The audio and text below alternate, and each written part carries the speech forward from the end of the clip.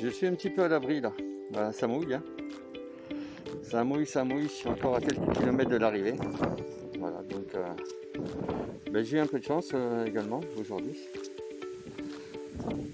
J'ai une partie au sec, une partie accompagnée où une personne m'a avancé également en voiture, un petit peu sur une partie du chemin. Mais maintenant là j'y suis dedans, il me reste à peu près 4-5 km à faire. Voilà, donc là je suis à l'abri sous un appentis. Donc voilà, qu'est-ce que vous dire de haut ça fait partie du chemin. Hein. Donc là je suis reçu à Langquac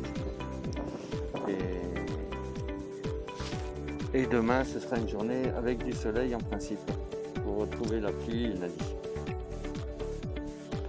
Allez, à plus tard, je vous donnerai des nouvelles tout à l'heure.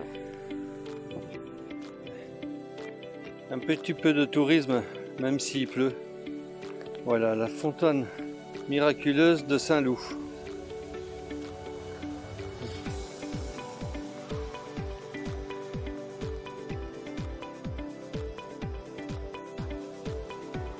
Cette fontaine avait la vertu de guérir les rhumatismes, les maux de tête ou les maladies de peau.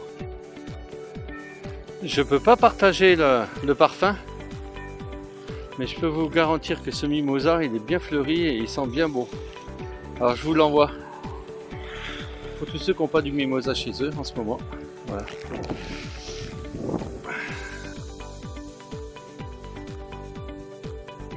La MDPH ne veut pas me reconnaître à 80% parce que je ne suis pas en fauteuil. Sauf que j'ai une perte de sensibilité de tout le côté gauche du corps. Là actuellement je fais de la batterie, donc pour éviter aussi de perdre toute cette sensation, cette force, si je vous serre les deux mains, quand vous me demandez de faire un test de force en vous serrant de plus en plus fort la main, vous allez voir que là j'ai pas de force. Me demandez pas d'ouvrir un pot, je vais pas pouvoir l'ouvrir. Quand je joue à la batterie, c'est pas compliqué, je sens presque pas la baguette. Sachant que la baguette, il faut la tenir avec des pinces. Donc c'est très compliqué pour moi d'ailleurs. Mais ce que je trouve scandaleux, c'est que j'ai pas que ça. Je peux plus uriner. Je me sonde tout le temps quand je vais aux toilettes avec des autosondes. Donc je me sonde avec ça. J'ai des infections urinaires tout le temps. Oui, certainement. Parce qu'on peut pas être stérile à 100% même en se lavant les mains et tout. Je passe au bloc opératoire tous les 3 mois.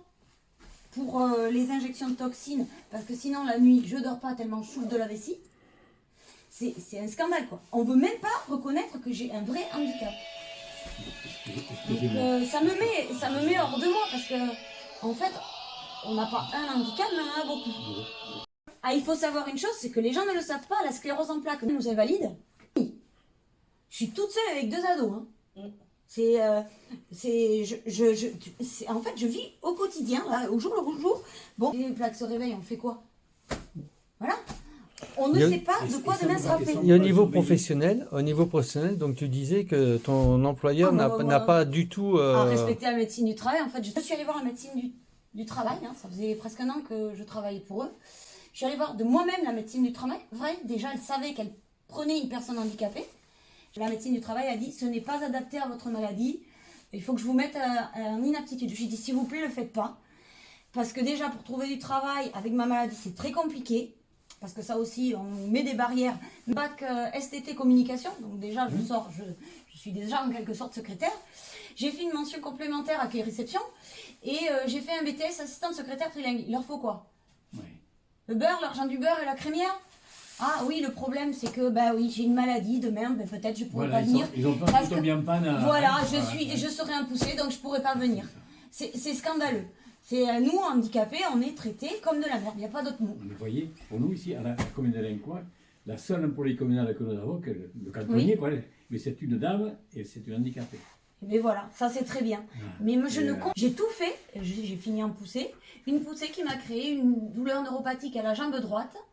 Alors, vous n'aviez pas eu avant, vous aviez non, pas le côté gauche.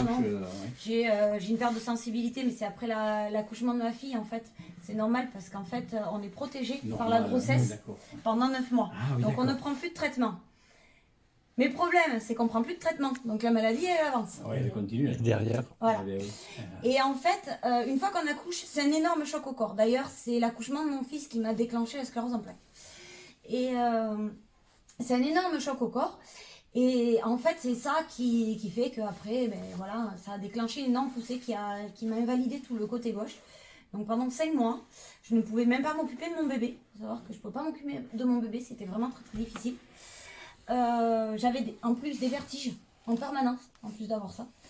Et j'ai vraiment gardé ça. Alors les vertiges, je les ai souvent, hein, faut pas croire, mais quand je lève la tête en haut, souvent ça me provoquait des vertiges vers le bas vous aussi. Vous êtes active quand même. Hein. C'est vrai que Je vous êtes, je peux pas rester sans rien faire, ouais. même quand je regarde la télé, je peux pas, donc c'est très compliqué pour moi. Et donc là, j'ai une douleur neuropathique à cette jambe. Donc conduire longtemps, c'est impossible parce qu'en fait, je suis sous tramadol 3 fois par jour. Oh là, oui, Voilà. Pour calmer la douleur, parce qu'en fait, sans ça, je marche pas. Hein. Donc c'est quand même incroyable. Incroyable d'en arriver à des stades où la MDPH ne veut pas me reconnaître à 80% alors que j'ai des réels handicaps. C'est le gros malheureux, problème. C'est quand même reconnu par la médecine. Alors par contre, il me donne le petit macaron pour Oui. me mettre place handicapée. Bah alors vous me donnez le macaron pour me mettre place handicapée parce Et puis que vous c'est tout, reconnaissez quoi. que j'ai un handicap. Et puis c'est tout. Et puis alors, ben, j'ai même pas le droit à la totalité de mon AH. Et- Donc ben, je dois vivre avec une misère et me démerder. Et si je peux me permettre, c'est qu'avec ce macaron que tu as, hein, Christelle, les gens valident qui la voient se garer sur un emplacement oui. handicapé, Ah bah alors là, les gens sont agressifs. Je Les l'ai gens vu à maintes sont reprises. agressifs. Et ça c'est un problème. Donc ça fait partie, enfin, excusez-moi, ça fait C'est partie l'enfer. du message que j'essaye de Oui. faire passer aujourd'hui de la reconnaissance du travailleur handicapé, mais du handicap invisible. Voilà. Ça fait partie du... Bon, Ouais, je parle de la c'est- sclérose en plaques, mais parce que derrière la sclérose en plaques, il y a C'est du ça. handicap invisible. Et c'est ça que les gens ne reconnaissent pas. C'est quand même inadmissible. Combien de fois, moi, quand je suis sortie de ma voiture de là, mais vous n'êtes pas handicapé, vous n'avez pas à vous garer là. Vous allez regarder sur ma voiture. Et deuxièmement, je sors ma carte de personne handicapée. Il faut être obligé de se justifier. Là, hein. Je leur dis, mais est-ce que vous voulez ma sclérose en plaques? Parce que si vous voulez, je vous la donne. C'est un enfer au quotidien, je vous en fais cadeau. Parce que sincèrement, j'en ai ras-le-bol. Et c'est vrai que les gens ne se rendent pas compte, Ouais. mais la vie au quotidien est très difficile. Moi, heureusement que j'ai mes parents à côté. Parce que y a des matins, je ne peux pas amener mes enfants, je ne peux pas amener ma fille au collège. Moi, j'amène ma fille, mais si je ne peux pas, elle ne va pas au collège, quoi. Ouais. D'accord. C'est triste à dire, mais c'est comme ça, quoi. C'est la maladie, on s'en Et à rend ce pas moment, compte. vous n'avez pas de travail. Non, en fait, c'est-à-dire que je pourrais travailler, mais l'après-midi, je dors. Quand je me lève le matin pour amener mes enfants, Pour un temps partiel peut-être. ça serait même compliqué, parce que déjà, j'ai tout à gérer, en plus. Au final, là, à l'heure actuelle, je dors tout l'après-midi. Il faut savoir que quand je dors, je commence à dormir à 14h, je me réveille à 5h30. Hein. Ah ouais.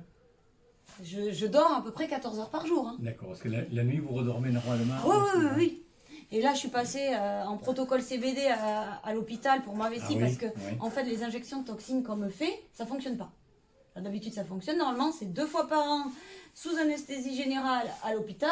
Je suis sous anesthésie générale tous les 3-4 mois à l'hôpital. Et ça marche 1 mois sur 3 mois. Donc, comment dire, ça ou rien, ça Ouais, sert à ouais, rien. oui, mais c'est- Et moi, pendant ce temps, je dormais plus.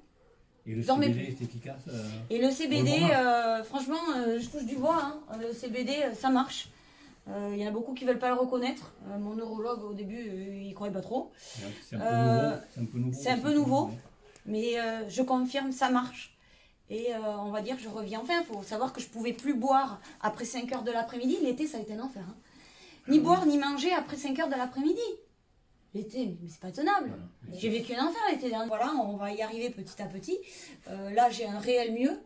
Et bon, j'ai une panoplie de médicaments. Je suis aussi sous la Roxil pour la vessie. Moi, les traitements, je les supportais pas vraiment bien. La maladie a quand même pas mal évolué. J'ai fait beaucoup d'effets secondaires au traitement. Je me rappelle, au début, j'ai fait des effets secondaires qu'on connaissait même pas.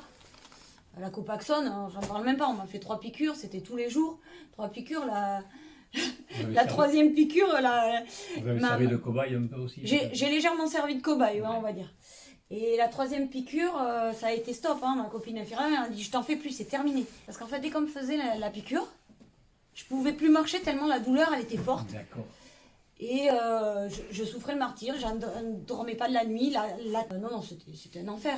Donc les traitements sont très lourds. D'accord. Là, je suis sous immunosuppresseur à l'hôpital tous les 6 mois. C'est très lourd, hein. Faut pas croire, hein. Le corps n'a plus de lymphocytes. Hein. Enfin, pas plus. Non, on est bien en dessous de la normale. Bien sûr, bien sûr. Donc toutes les bactéries s'effondrent. Voilà. Oui. C'est très très compliqué. Le corps ne peut plus se défendre. Non, Tout à fait. c'est très compliqué. Voilà. Ah, bon. C'est pas simple hein, de vivre avec cette maladie. Il faut vraiment le vivre au quotidien pour le comprendre. Ouais, et ça, c'est malheureusement, c'est à vie. Oui. On n'en guérit pas. On n'en guérit pas. Il n'y a pas de remède. Il n'y a aucun remède. Et les traitements, ça dépend des personnes. Hein. Moi, personnellement, c'est pas spécialement efficace. J'étais encore en poussée là en janvier. Et on peut plus me traiter les poussées. On peut plus me traiter les poussées parce que normalement, quand on traite une poussée, c'est sous corticoïdes. C'est ça que je suis intolérante aux corticoïdes. Même le petit cachet là, que le médecin nous donne pour une trachéite, je peux pas le prendre. J'ai des effets Vous secondaires. avez vu des spécialistes Oh, vraiment, je suis même allée voir le professeur Brochet, spécialiste de la sclérose en plaques à Bordeaux. Bon, Merci pour ton témoignage. de rien. Merci pour ton témoignage. C'est vraiment très gentil, Christelle. C'est du fond du De cœur, rien. hein, c'est